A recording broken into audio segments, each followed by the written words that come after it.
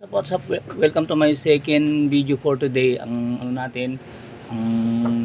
content po natin ngayon, magluluto tayo ng pampagod po sa mga bata para matutong sumagot ng opo. Opo. Hinati ko na po sa gitna, hindi ko na po nakita sa inyo kasi yung bawal po yung harm, yung matatalim na bagay. Ito, hinati ko na po. Yan. Tapos ipipiler ko na lang siya.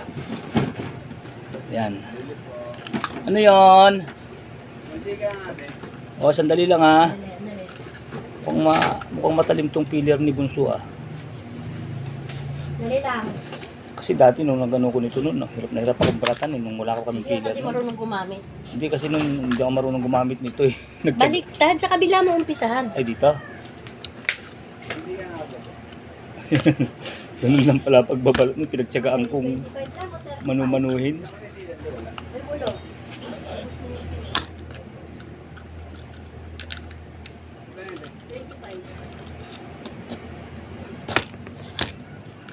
Eh, may natira pa siyang konting adobong pork doon eh. Sabi niya, inalan daw yung sasahog niya. O kaya siguro sardinas na lang kung ano yung bahala siya. Basta sabi niya, ano yung kunarawang upo. Ito kaya ito yung ginagawa mo. Ay, sandali po, tatanggalin ko nga pala muna to. Doon na lang po, babalik na lang ako. Bawal po kasi yung may harm na mga sharp na mga bagay sa policy po ni Facebook eh. Sige po, mga sandali lang po mga guys ha. Babalik ako.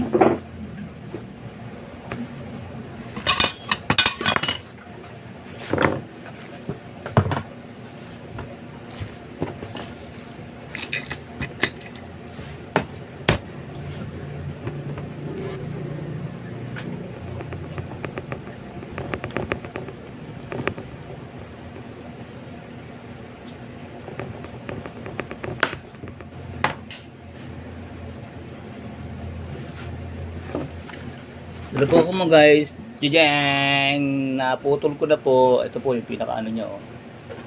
Tinanggal ko. Kaya lang hindi ko na po pinakita sa inyo. Yan. Pinaka yung dulo ng upo. Tapos, diretso ko na siya sa peeler.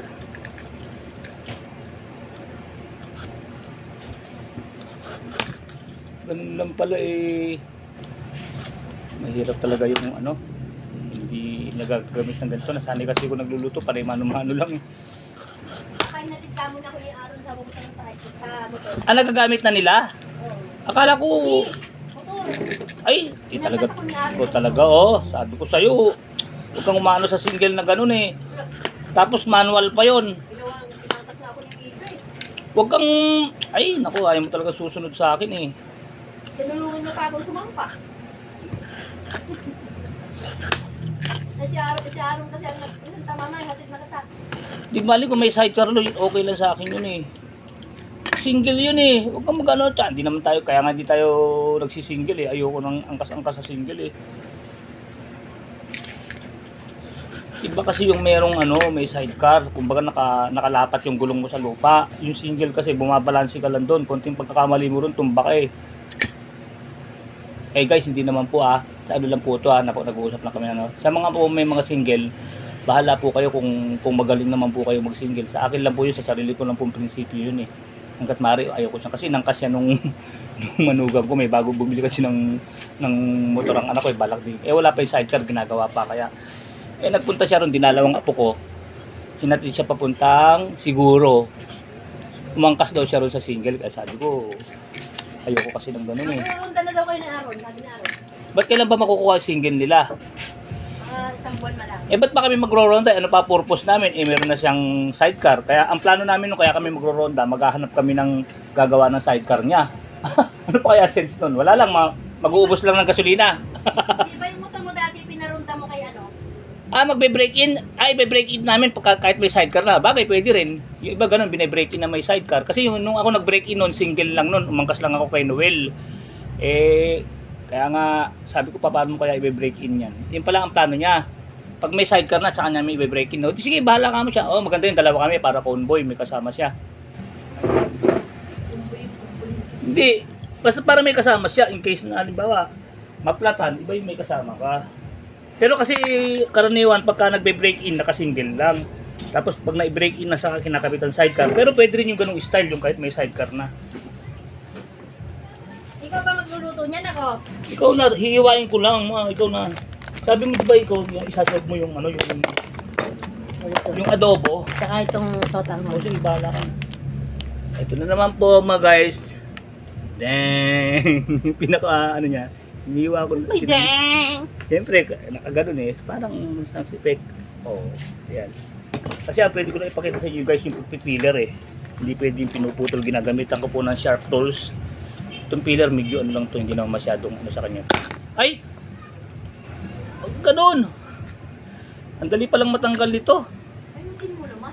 Hindi, yung ano, yung handle ma. Ay, ito, suksok mo. Wala, baka magalit sa si Pepot, di ba siya bumili dito? Hindi, didikit ko ng ano to, ng bulldog para ano. Can opener ang binili ni Pepot. Ay, hindi ba siya bumili nito? Kalimutan na namin bumili ng bagong ganyan. Nahuhugot yung ano, yung pinaka-handle. Kumakalas dun sa ano. Siguro kailangan ano to, yung tornilyo. Yung naka-tornilyo ibubutas ko, itutornilyo ko tapos susuportahan ko pa ng ano, ng bulldog. Tapos ibubutas, itutornilyo ko. Para lalong matibay. Nahuhugot ang handle eh. Nahugot yung handle. Alam ko tayo ng aso mo, pati tayo ng maliit na aso mo. Kasi siyempre pag may lumalabas yun, ano, Reklamo yung sa ano po dito. pagdating ko na, Yung mga may alaga ng Santa Maria. aso dito. Dito tambakan sa harapan tindahan namin ng nila.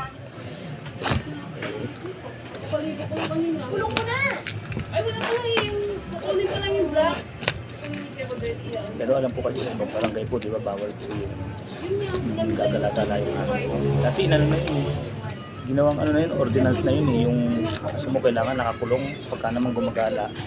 Kukunin ng mga barangay. Yun ngayon parang maluwag na naman eh. Paggalagala na naman ng mga aso ngayon eh. Kumahawa. Kailan kaya ibabalik ang ordinansa na yun na kung ano, kung gusto mo igala, magdala ka ng plastic. At ako yung tain ng aso mo. Ganun na kami ordinansa dati. So ngayon parang nawawala na naman ang ordinansa na yun. Ibumalik na naman yun. Ay! Guys, sandali. Gagamit na ako ng sharp tools eh. Balik na lang po ako mamaya pagka naputol-putol ko na. Pakita ko na lang po sa inyo. Guys, magbabalik po tayo. Ito na po siya, napag-ano ko na po siya oh. Dami rin pala oh.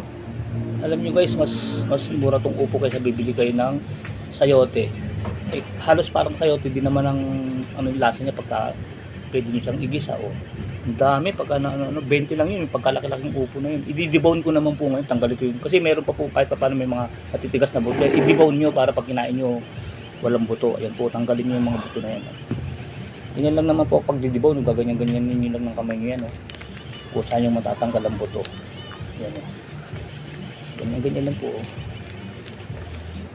Pag di-debone nyo yan, bago nyo hiwa-hiwain, kailangan wala ng buto para walang matigas.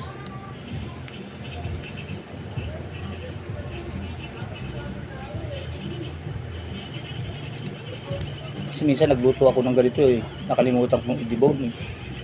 Ginakain mo, may matigas ang pahit ng buto. Ito yung mga buto. May nakadikit na mga buto po yan eh. Ano, ganun-ganun yung daliri nyo. Mas maano po ito. Kumbaga sa ano eh. Mas kung medyo naggusto nyo pong makatipid.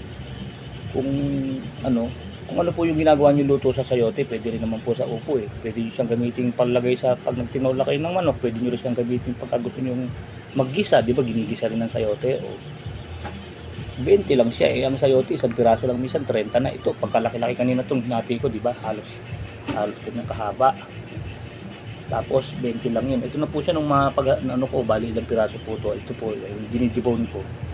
1, 2, 3, 4, 5, 6, 7, 8, 9, 10 ganito kalalaki po. Tinatanong ko ang misi kung iluluto na lahat dahil sobrang dami.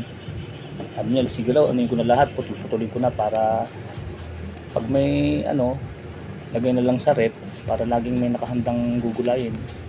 Bahala siya kung ilan ang gusto niya, basta tinutulungan ko lang siyang piniprepare ko lang tapos siya na ang magluluto nito. Ganyan po, i-debone nyo, ganyan lang po ng daliri nyo, dali lang po tanggalin ang buto niyan. Makalat nga lang, kailangan pagkatapos yung magkabilikpitin yung kalat nyo. Debone nyo ganyan, tapos pag nag-debone nyo na, putol-putulin nyo na. Yung hiwang ayon sa laking gusto nyo. Ayan po, ganito, i-debone nyo lang natin. Yung dito po yung buto niya sa may malambot na parte sa gitna. Kumbaga sa papaya, parang yung sa gitna. Ayan o, debone nyo kung ganyan. Ganyan nyo lang daliri nyo kung saan nyo matatanggal ang buto niya. Ayan po. Yung gano'n nyo yung daliri nyo, maihiwalay nyo po yung mga buto niyan. Masarap po to sa ano, yung minsan yung nilaga po na ano, yung mag-ano lang po ng bawang, sibuyas, lagay, pakulo kayo ng tubig, lagyan nyo nun, tapos hulugan nyo ng daing, tapos lagyan nyo nito, lagyan nyo ng konting ano, bechin, huwag nyo nang asinan dahil maalat ang daing eh. O kaya kung may gubitin pa kayo sa alat ng daing, didagdagan nyo ng konting asin. Masarap po ang sabaw nya, lagyan nyo ng luya, yung daing, ito yung nilalagay doon, ipupo. Tapos pwede yun isang panggisa. Ngayon siguro igigisa lang ng misis ko. Para lagi kayong, di ba kasi ang nireklamo ng iba, ano, ang mahal ng gulay ngayon. Siyempre technical lang yun. Kung ano yung murang gulay, yun ang bilhin nyo muna. Pag mahal pa yung mga ibang gulay, sa upo muna tayo bumaling. Ganun lang po ang mga diskarte mga guys. Kung saan po kayo pwedeng bumaling dun muna. Para-paraan din ba? Para makasurvive sa buhay. Ito yung medyo murang gulay eh. Di, ito lang ang afford ng ano mo, ito muna yung pagtsagaan mo. Saka na magsitsaro at saka mga bityo-bitsuelas pagka medyo may budget ka.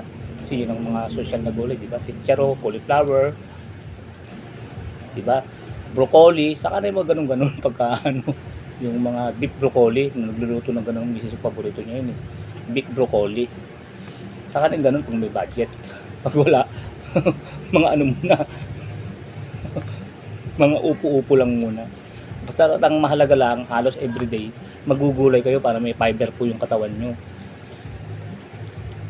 Hindi naman pinag-uusapan kung mahal o mura yung gulay na kakainin nyo. Basta ang mahalaga may fiber ang katawan nyo. Kung ano yung pwede nyo mabili na at magkaroon kayo ng fiber, yun ang muna, bilhin nyo. Pag medyo may budget, di broccoli, cauliflower, sisaro, yun ang masasarap na gulay, yung pang chapsoy.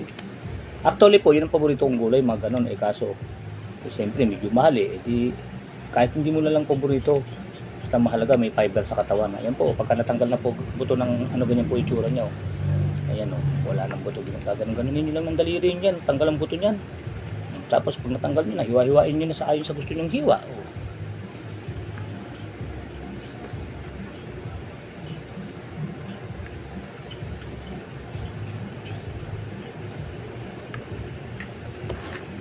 Marami lang buto, kaya lang dapat masipag kayo maglipit pagka yung upo yung gagawin nyo ha. Dagdagan nyo lang ng konting sipag yung katawan nyo dahil pag di nyo sinipagan to ano to, makalat kasi yung balat, yung buto, ang dami yung tatanggalin.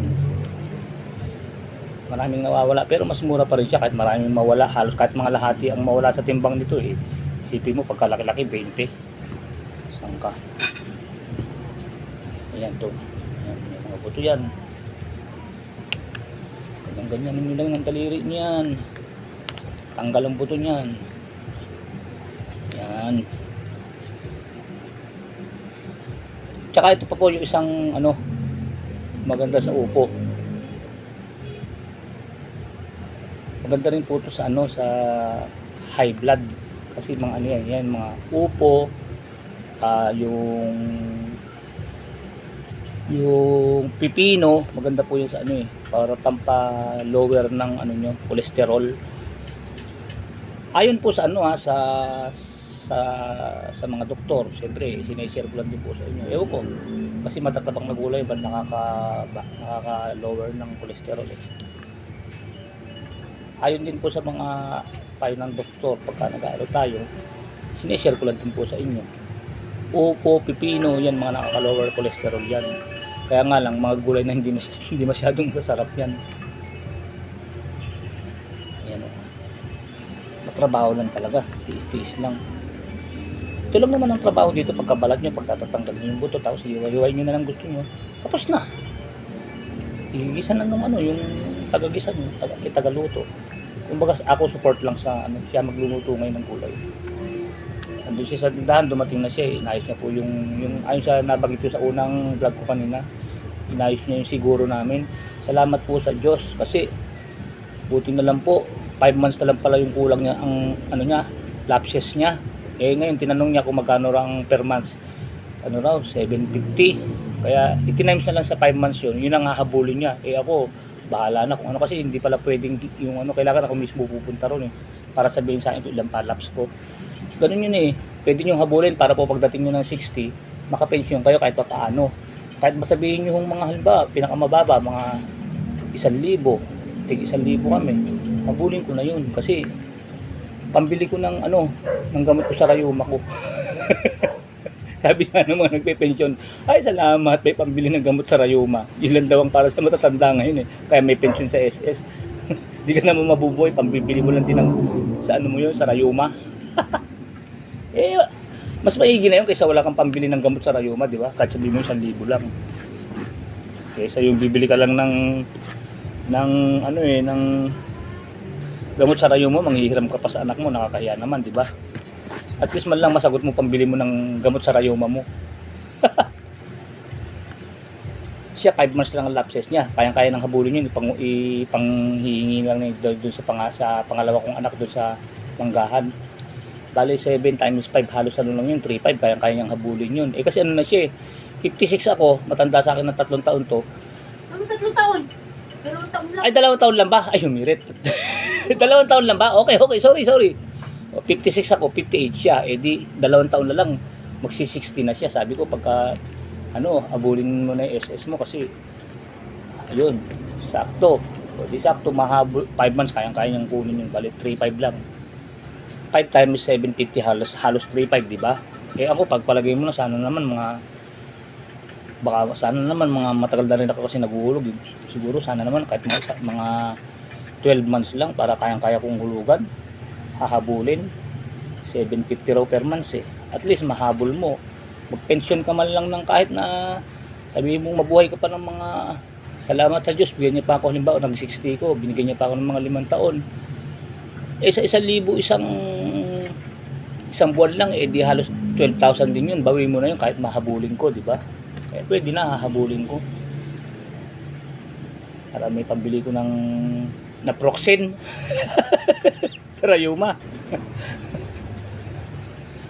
Sige po mga guys, hanggang dito na lang. Hiwa-hiwain ko na to kasi gagamit na naman ako ng sharp tools. Hindi ko kailangan bawal ipakita sa inyo eh.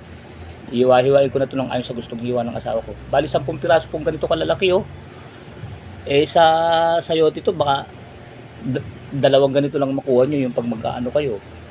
Ano na yun, 30 na isa. Diba? Eh yung upo, 10 pirasong ganito. Pag ginisa mo to, ganun, pareho naman din halos ang lasa nun. Lasang gulay lang din yun.